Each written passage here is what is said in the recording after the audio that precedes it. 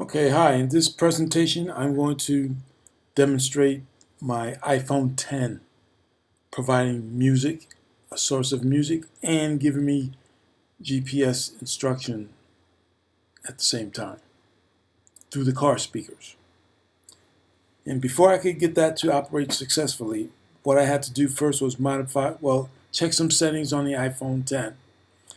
And the settings that I checked on the iPhone 10 was to I wanted to make sure that the volume on the GPS volume speakers, the GPS volume was loud, was set to the loud mode, and I also ensured that the settings on my iPhone 10 were the preferred mode of transportation was driving. You could choose either driving, walking, or transit. I made sure that the default was driving. So unless I change it to something different, then the iPhone would assume that I'm driving. The voice volume was set to high on my phone. I just wanted to make sure that the sound from my phone, the sound that my phone was producing was coming across at a good volume on the car speakers. And I also set the phone to pause audio during voice prompts. So when it's giving me voice prompts, any other audio that the phone is providing if it's coming through, will come through at a lower volume. And I also had to check some settings or modify some settings on my car, on the console on my automobile.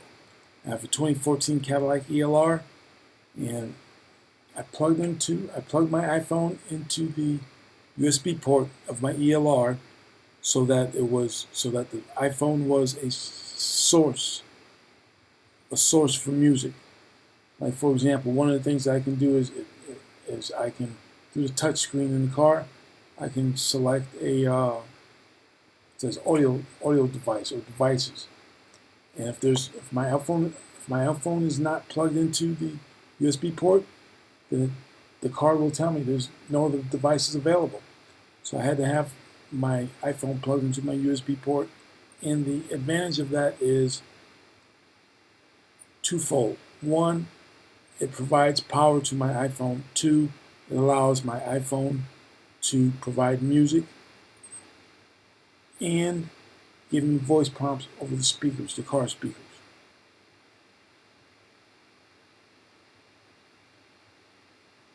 My audio source, instead of using Sirius XM, I'm now using iTunes. iTunes basically allows you the same functionality as Sirius XM radio anyway. I had Sirius XM only because it came with the car by default when I bought the car. And I just never bothered to change it. Never bothered to investigate switching over from iTunes to switching over from Sirius over to iTunes. But now that I have my wonderful GPS going and providing guidance through the car speakers, I'm definitely using nothing but iTunes. You'll also I need to point out that the music that you may hear from my car speakers is coming from iTunes, not from Sirius XM radio. So I'm going to save money in that regard. I'm going to dump Sirius XM and just go with iTunes. And with that being said, first of all, I'll go ahead and let you know. If you look at the screen right now, you can see that the orientation of the blue lines, that's the direction that I'm going to be driving in. The GPS is going to tell me to turn left, turn right, or whatever. And you'll see those lines, the orientation of those lines rotate as I turn. And with that being said, I'll go ahead and play the video.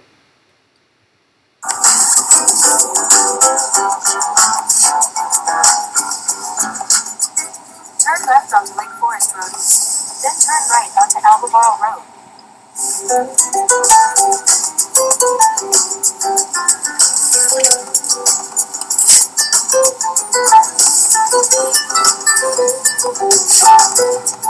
Turn right onto Albemarle Road.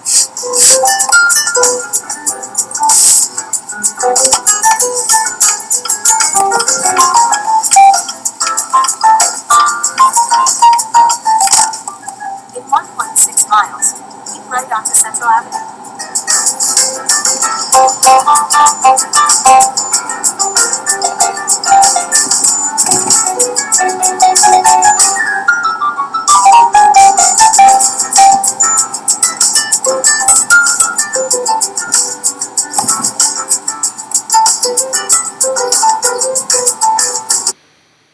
Now I'll go ahead and stop it. After that last turn, you said you may have heard it say in 1.6 miles, keep right onto Central Avenue. This is a functionality that I am not accustomed to. The GPS unit in my automobile did not give me those extra instructions.